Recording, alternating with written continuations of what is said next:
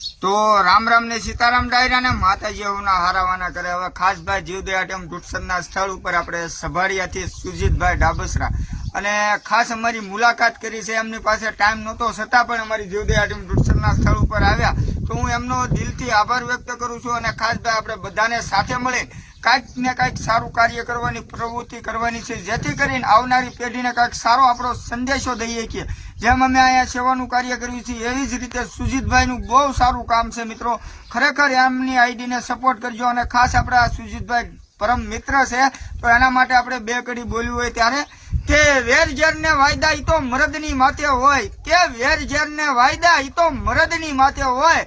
બાકી અમારા સુજીતભાઈ ને તો આઠે પર આનંદ હોય મિત્રો।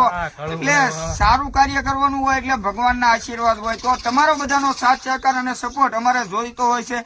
તો ભાઈ ચોમાસું આવી રહ્યું છે બરોબર, તો આપણે થોડા ઘણા વૃક્ષ સોંપવાના છે, પક્ષીઓ માટે કાંઈક ફળ ખાઈ શકે એવા વૃક્ષ સોંપવાના છે।